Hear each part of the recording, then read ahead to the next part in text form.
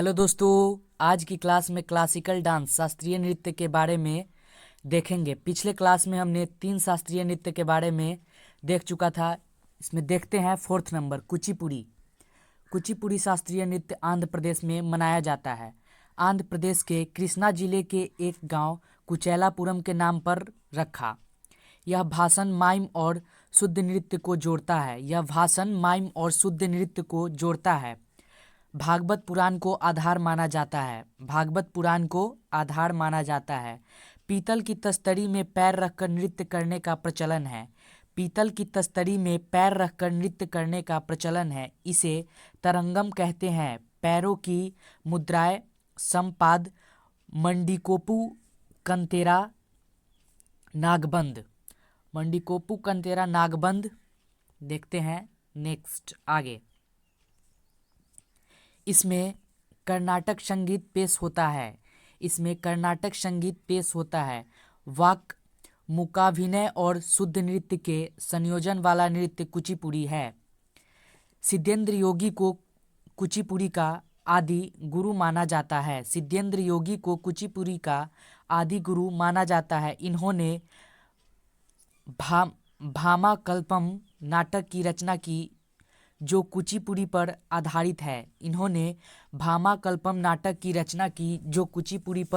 आधारित है। देखते हैं आगे। नर्तक को भागवतालू के नाम से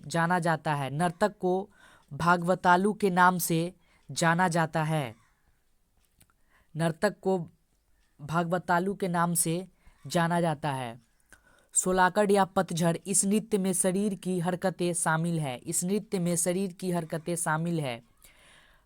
काबुअट्यम। इसमें व्यापक कलाबाजियां, हवाई करतब सम्मिलित होती हैं। मंडूक शब्दम एक मेंढक की कहानी को कहता है। जलचित्र नृत्यम। इसमें कलाकार अपने पैर के अंगूठे से सतह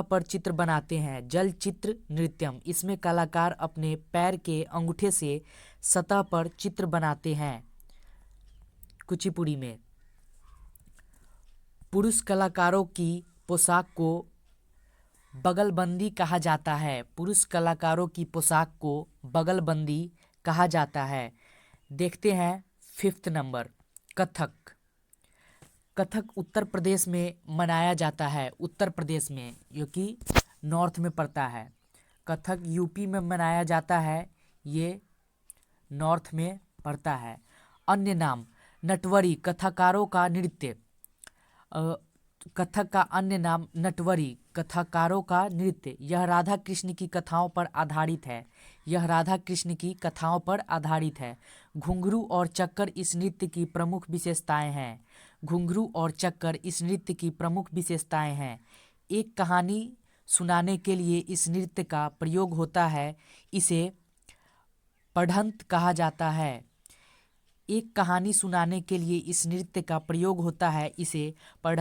जाता है। देखते हैं नेक्स्ट। कथक नृत्य की वेशभूषा अनारकली या लंबी कमीज चूड़ीदार के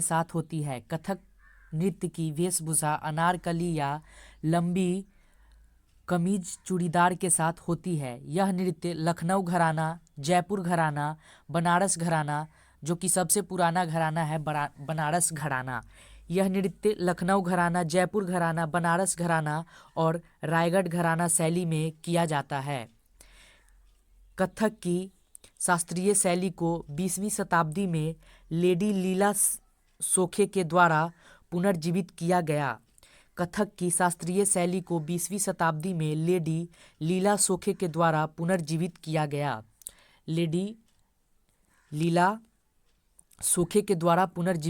गया। इसके प्रमुख विषय वैष्णववाद से जुड़े हैं। इसका वर्तमान स्वरूप मुगल परंपरा पर आधारित है। देखते हैं 6 नंबर कथकली। यह कथकली नृत्य यह केरल में मनाया जाता है, केरला में मनाया जाता है, जो कि साउथ में पड़ता है। यह केरला में मनाया जाता है जो कि साउथ में पड़ता है। पुरुषों द्वारा किया जाता है, पुरुषों द्वारा। रामायण महाभारत इसके आधार हैं, रामायण महाभारत इसके आधार हैं। नायक को पांचा बोला जाता है और खलनायक को कथी। नायक हीरो को पांचा बोला जाता है और खलनायक विलन को कथी बोला जाता है। इसमें चेहरे का हाव भाव का प्रदर्शन किया जाता है, इसमें चेहरे के हाव भाव का प्रदर्शन किया जाता है, इसमें चेहरे के हाव भाव का प्रदर्शन किया जाता है। नाट्य स्थान थिएटर कुटम पालम कहलाता है, नाट्य स्थान थिएटर कुटम पालम कहलाता है। इसमें इसका नाट्य स्थान कुटम पालम कहलाता है।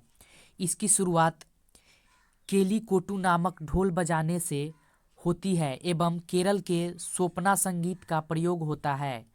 इसकी शुरुआत केलीकोटू नामक ढोल बजाने से होती है एवं केरल के सोपना संगीत का प्रयोग होता है। कथकली नृत्य में 24 मुख्य मुद्रा होती है, कथकली नृत्य में 24 मुख्य मुद्रा होती है।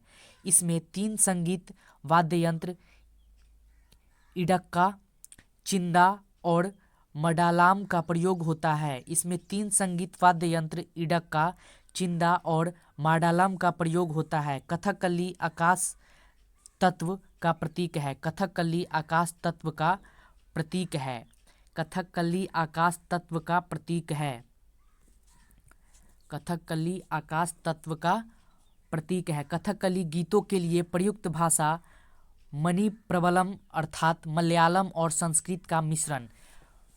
कथकली गीतों के लिए प्रयुक्त भाषा मणिप्रबलम, मणिप्रबलम का मतलब है मलयालम और संस्कृत का मिश्रण। गीतों के शब्दों को अट्टकथा कहा जाता है, गीतों के शब्दों को अट्टकथा कहा जाता है। कलासम और नल चरितम कथकली नृत्य प्रकार हैं, कलासम और नल चरितम कथकली नृत्य का प्रकार हैं, कलासम और नल चरितम कथकली नृत्य के प्रकार हैं, कथकली नृत्य के प्रकार हैं। यह ललित कला के 5 रूपों का एक सामंजस्यपूर्ण संयोजन है। लिटरेचर साहित्य, म्यूजिक संगीतम, पेंटिंग चित्रम, एक्टिंग नाट्यम और नृत्य नृत्यम। यह ललित कला के 5 रूपों का एक सामंजस्यपूर्ण संयोजन है, सामंजस्यपूर्ण संयोजन है।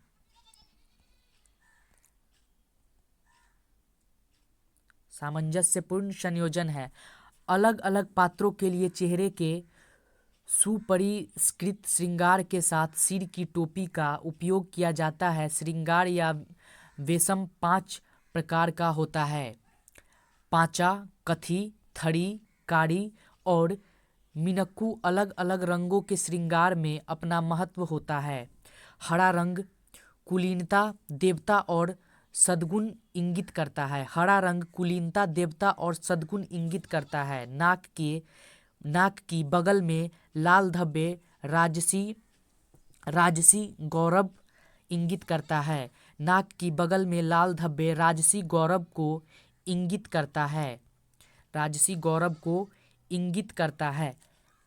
बुराई और दुष्टता इंगित करने के लिए काले रंग का उपयोग किया जाता है, बुराई और दुष्टता इंगित करने के लिए काले रंग का उपयोग किया जाता है। पीला रंग संतों और महिलाओं के लिए होता है, पीला रंग संतों और महिलाओं के लिए होता है।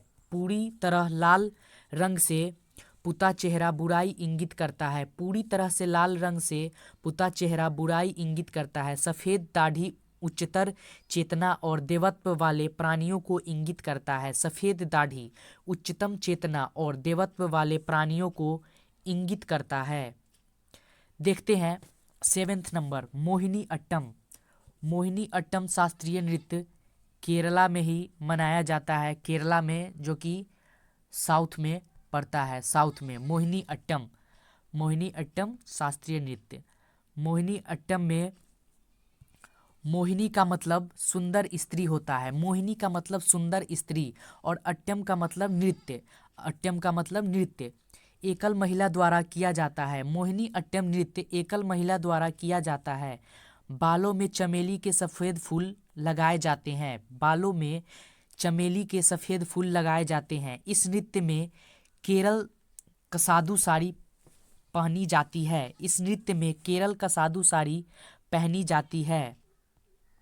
इस नृत्य में केरल का साधु साड़ी पहनी जाती है। इस नृत्य का उल्लेख व्यवहार माला नामक प्राचीन ग्रंथ में किया गया है।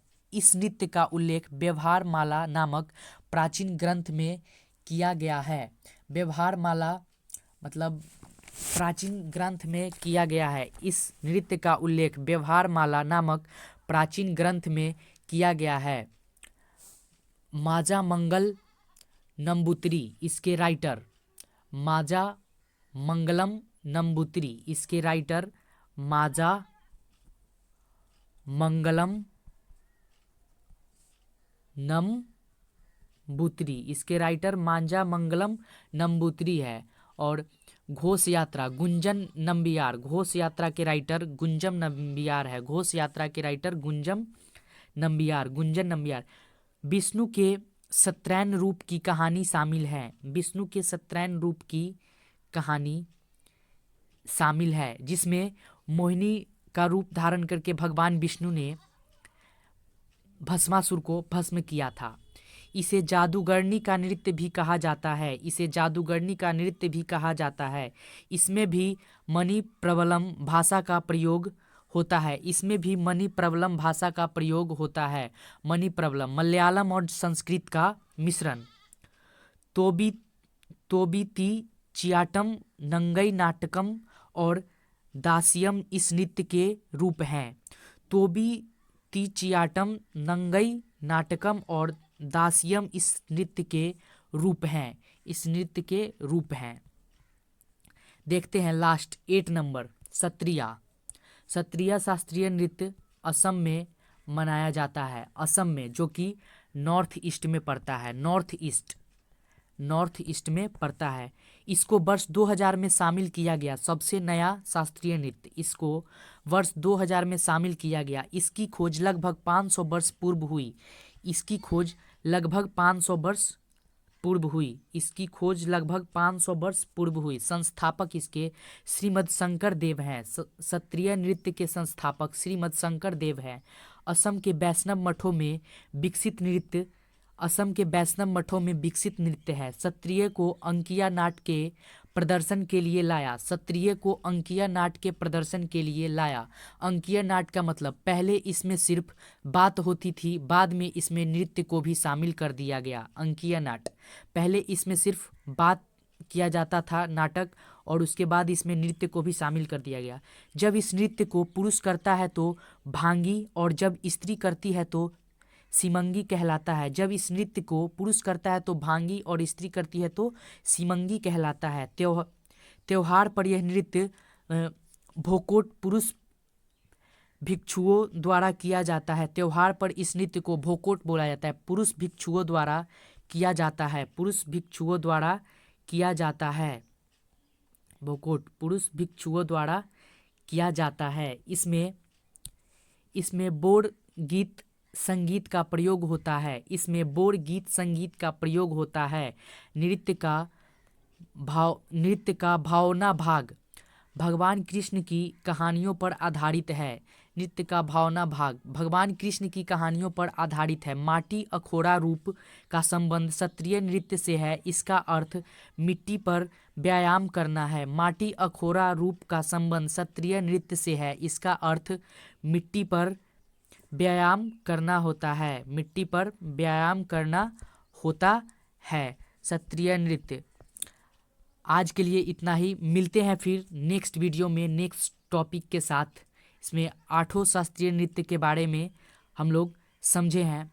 वीडियो को लाइक करें, शेयर करें, चैनल को सब्सक्राइब करें। Thanks for watching this video.